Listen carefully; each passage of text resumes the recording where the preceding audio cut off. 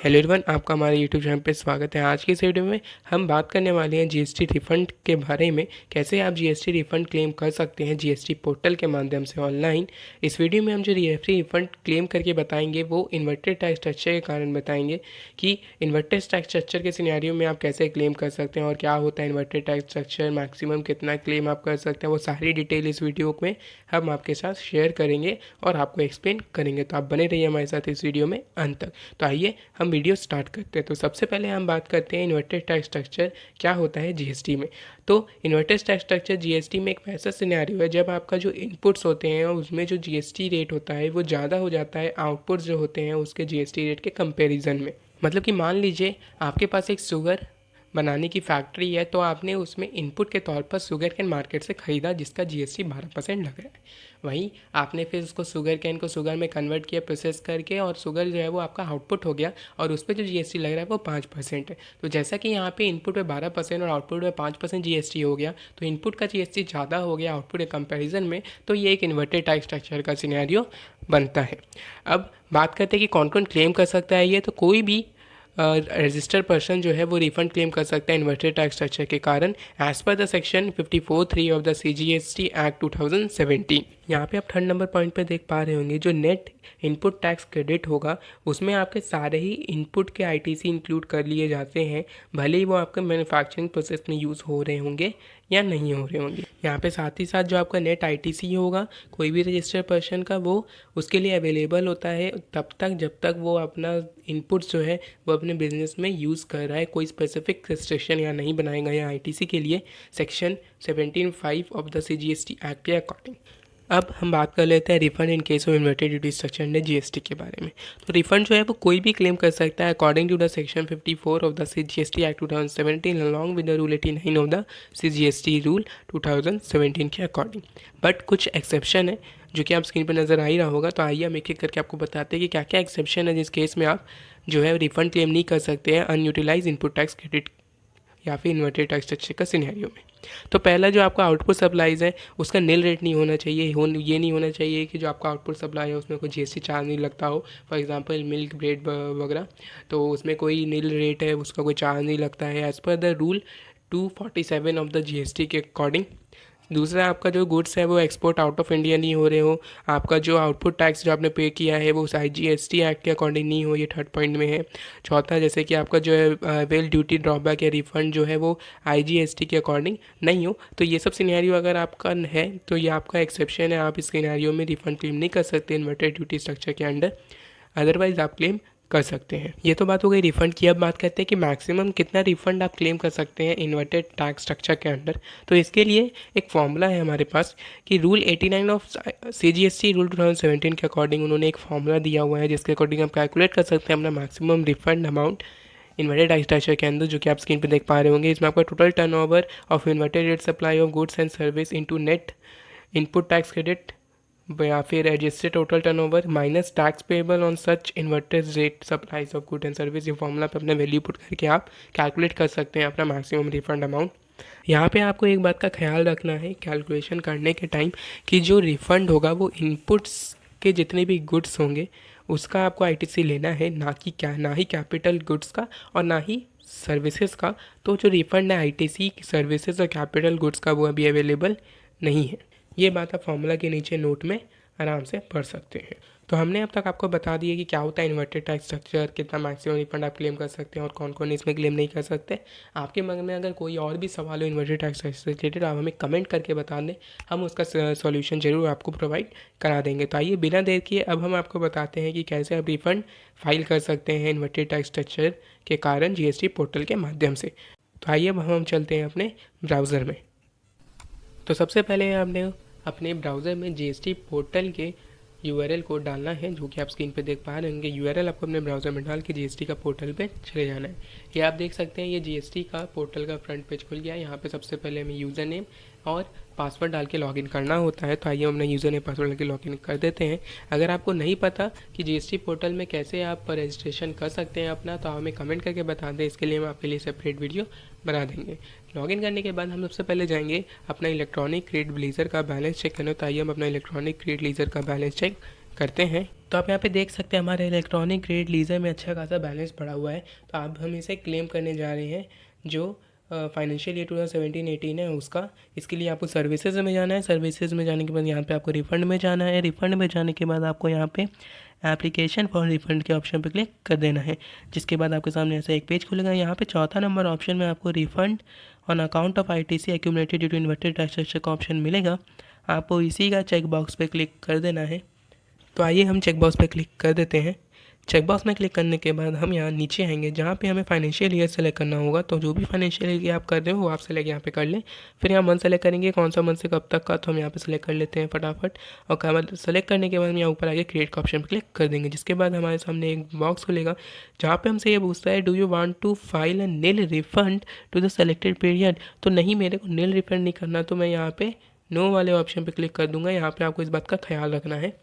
तो हम नो पे क्लिक कर देंगे। उसके बाद यहाँ पे हमारे सामने एप्लीकेशन खुल जाएगा। यहाँ पे आप देख सकते हैं आपके सामने एप्लीकेशन खुल गया होगा। यहाँ पे आप फाइनेंशियली ऊपर आपको नज़र आ रहा होगा, आप देख सकते हैं। फिर आपके पास पीरियड भी नज़र यहाँ पे आ रहा होगा। तो अब आइए आप इसे कैसे फिल करेंगे वो हम आपको एक एक करके बताते हैं। एप्लीकेशन में सबसे पहले आपको स्टेटमेंट 1 फिल करना होगा। आप इसे मैनुअल भी यहाँ से कर सकते हैं, नहीं तो आप डाउनलोड ऑफिस यूटिलिटी से फाइल डाउनलोड करके भी इसे कर सकते हो। तो हमने यहाँ पे फाइल डाउनलोड कर लिया। फाइल हमने पहले से डाउनलोड करके फिल कर रखा है। तो हम आपको दिखा देते हैं कि कैसे हमने फाइल को इसको फिल किया है। तो देख सकते हैं यहाँ पे हमने ये फाइल फिल कर रखा है। सबसे पहले यहाँ पे आपको GST नंबर, टाइम पीरियड या फाइनेंशियल यहाँ पे आपको फिल करना है कब से कब तक के लिए। वो फिल हम यहाँ पे कर चुके हैं, जैसे कि आप देख पा रहे होंगे। यहाँ पे फिल किया हुआ है। उसके बाद यहाँ पे आपका जो भी इनपुट्स है उसके सारे ही डिटेल आपको यहाँ फिल करने हैं। उसका GST कितना है, इनवॉइस क्या है, टैक्सेबल वैल्यू क्या है, IGST क्या है, CGST, वो सारे डिटेल आपको यहाँ पे एक एक करके सीरियल वाइज फिल कर देने हैं। फिर यहाँ पे फिल करने के बाद हम यहाँ पे बगल में आएंगे जहाँ पे जो भी आपका आउटपुट सप्लाईज होगा उन सब का डिटेल्स आपको यहाँ पे फिल करना है। उनके भी आपको date, serial number, invoice number, इंडिजर टैक्स वैल्यू, CGST, IGST, वो सारी डिटेल आपको यहाँ फिल करने के बाद यहाँ पे आपको फिर से सेव कर लेना है वैलिडेट करने के बाद। तो हम यहाँ पे सेव कर लेते हैं। हम यहाँ पे सेव कर लिया है। सेव करने के बाद हम यहाँ पे ऑप्शन पे जाएंगे और इस फाइल को फिर अपलोड करेंगे। तो यहाँ पे आपको फिर अपलोड का ऑप्शन आएगा। यहाँ पे आपको सेलेक्ट कर लेना है जो भी फाइल आपने जहाँ सेव की होगी। फिर यहाँ से हम इसे अपलोड कर देंगे। तो यहाँ देख सकते हैं हमारा फाइल अपलोडिंग प्रोग्रेस में है। मैं इसे एक बार रिफ्रेश कर देता हूँ। रिफ्रेश करते के साथ यहाँ पे आप देख सकते हैं हमारा फाइल सक्सेसफुली अपलोड हो गया है। और यहाँ टोटल नंबर्स ऑफ एंट्री हमें शो कर दे रहा है जो कि 33 है मेरी। उसके बाद आपको आई हियरबाय पे क्लिक करके प्रोसीड का बटन दबा देना है यहाँ पे। उसके बाद आपको यहाँ पे वैलिडेट स्टेटमेंट पे क्लिक कर देना है। उसके बाद ये स्टेटमेंट एक बार वैलिडेट कर देगा और कोई भी अगर एरर हो आपका स्टेटमेंट में, इनवॉइस में, तो यहाँ पे आपको शो हो जाएगा। जैसा कि मेरा कोई इनवॉइस में कोई भी एरर नहीं था, सब वैलिड थे, तो यहाँ कोई भी एरर नहीं है होगा तो यहाँ पे शो कर देगा। यहाँ पे आप देख सकते हैं हमारा value for uploaded invoice show कर दे रहा है। आपका जो भी होगा वो यहाँ पे शो कर देगा आपको। इसलिए हम बेसिकली क्लेम कर रहे हैं। उसके बाद आपको यहाँ पे प्रोसीड का बटन पे क्लिक कर देना है। जिसके बाद ये कुछ सेकंड लोड लेगा और फिर आप यहाँ पे देख पाएंगे कि आपका जो नेट ITC है वो यहाँ पे आ गया है, जिसके लिए हम रिफंड क्लेम कर रहे हैं। उसके बाद आपको यहाँ पे टर्नओवर फिल करना है जो आपने माल बेचा, यानी कि जो आपका आउटपुट सप्लाई है टोटल, उसका टर्नओवर यहाँ पे आपको फिल कर लेना है। तो जो मेरी सीट है, तो जैसे कि हम आपको शीट एक बार दिखा देते हैं। यहाँ पे आप देख पा रहे होंगे ये हमने दिए हुए हैं डिटेल अपना टोटल आउटपुट का। तो ये जो सेल्स में जो टोटल वैल्यू है वो वैल्यू हम यहाँ पे फिल कर देते हैं। तो हमने यहाँ पे फिल कर दिया। उसके बाद टैक्सेबल वैल्यू जो होगा उसका वो हम यहाँ पे डालेंगे। तो जो टोटल टैक्सेबल वैल्यू बना इस आउटपुट सप्लाई में वो हम कैलकुलेट कर लेते हैं टोटल। यहाँ पे आप जैसे कि देख पा रहे होंगे गुड एंड सर्विसेज पे टोटल टैक्सेबल वैल्यू आपको यहाँ पे डालना है। तो आइए हम टोटल टैक्सेबल वैल्यू यहाँ पे कैलकुलेट कर लेते हैं। और जो यहाँ पे टोटल टैक्सेबल वैल्यू बन रहा है हमारा, वो वैल्यू हम यहाँ पे आइए जल्दी से डाल देते हैं। हम भी अपने से यहाँ के हिसाब से यहाँ डाल दें। वो डालने के बाद यहाँ पे हमें एडजस्टेड टोटल टर्नओवर का वैल्यू डालना है। एडजस्टेड टोटल टर्नओवर का वैल्यू का मतलब है जो आपका टोटल टर्नओवर है उसमें आपने जो टैक्स पेएबल बना है वो वैल्यू हम यहाँ पे डालेंगे। एडजस्टेड का मतलब जो आपने नेट ITC एडजस्ट किया अपने टोटल टर्नओवर में वो वैल्यू हम यहाँ पे डालते हैं।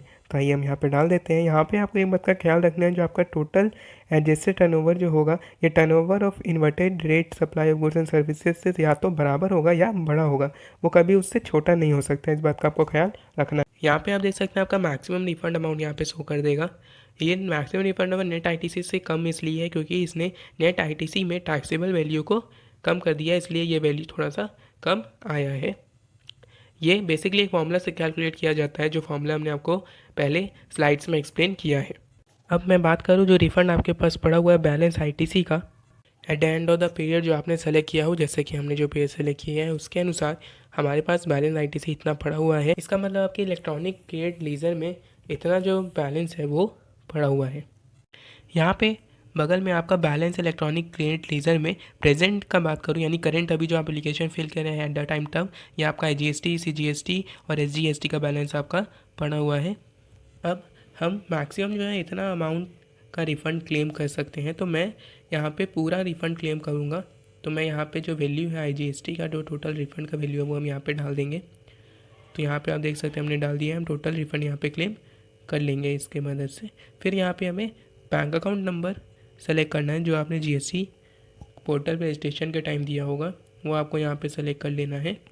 बैंक अकाउंट सेलेक्ट करने के बाद हम यहाँ पे नीचे आएंगे, जहाँ पे हमें सपोर्टिंग डॉक्यूमेंट का ऑप्शन मिलता है। ये कंपलसरी नहीं है, अगर कंपलसरी होता तो यहाँ स्टार होता। आप चाहें तो यहाँ पे आप अटैच कर सकते हैं, नहीं तो उसे खाली छोड़ भी सकते हैं। उसके बाद हम यहाँ नीचे आएंगे, जहाँ पे हमें यहाँ पे सेव का ऑप्शन नज़र आएगा, इस पर हम क्लिक कर देंगे, जिसके साथ ही हमारा एप्लीकेशन सेव हो जाएगा और हम सेव एप्लीकेशन में भी देख सकते हैं। आप इसे एक बार अच्छे से चेक कर लें कि आपने सारे डिटेल्स सही भरे हैं या नहीं। उसके बाद यहाँ पे हमारे दोनों डिक्लेरेशन ऑन हो जाएंगे, जिस पर हम चेक बॉक्स पर क्लिक कर देंगे। चेक बॉक्स पर क्लिक करने के बाद हम यहाँ नीचे आएंगे फिर से, और सबमिट का बटन हमें दिखेगा, इस पर हम क्लिक कर देंगे। सबमिट का क्लिक करने के बाद ये हमारा एप्लीकेशन तैयार हो चुका है। फिर हम यहाँ नीचे प्रोसीड का बटन पे क्लिक कर सकते हैं, पर उससे पहले हम आपको प्रीव्यू दिखा देते हैं। आप प्रीव्यू पे क्लिक करेंगे तो आपका ये एप्लीकेशन डाउनलोड हो जाएगा और आप इस एप्लीकेशन को फिर यहाँ पे PDF फॉर्मेट में देख सकते हैं कि आपने क्या फिल किया और क्या डिटेल्स दिए हैं, यहाँ पर आप देख पाएंगे। उसके बाद प्रोसीड पे क्लिक करेंगे। इसके बाद हमें यहाँ डिक्लेरेशन के चेक बॉक्स पर क्लिक करना है और एक बार इसे OTP के माध्यम से वेरीफाई करना होगा।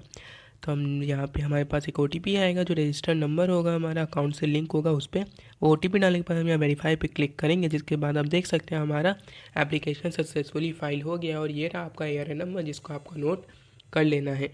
तो इस तरह से हमने आपको बताया कि कैसे आप बहुत ही आसानी से GST रिफ़ंड के लिए फ़ाइल कर सकते हैं। तो अगर आपके मन में कोई भी डाउट हो GST रिफंड से रिलेटेड, इन्वर्टर टैक्स स्ट्रक्चर से रिलेटेड, आप हमें कमेंट करके ज़रूर बताएं। साथ ही साथ मैं आपको बता दूं कि ये सारी सर्विसेज हम भी प्रोवाइड कराते हैं बहुत ही नेग्लिजिबल कॉस्ट में, जिसके लिए आप हमारी ईमेल ID पर जरूर कॉन्टैक्ट कर सकते हैं, जो आपको स्क्रीन पर नज़र आ रहा होगा। ऐसे ही वीडियो के लिए आप हमारे चैनल को जरूर से सब्सक्राइब कर दीजिएगा, बेल आइकन प्रेस करिएगा, ताकि आप कोई भी अपडेट मिस ना कर दें। और वीडियो पसंद आ रही हो तो इसे लाइक करना ना भूलें। Thank you for watching this video. जय जिनेंद्र, जय हिंद, जय भारत।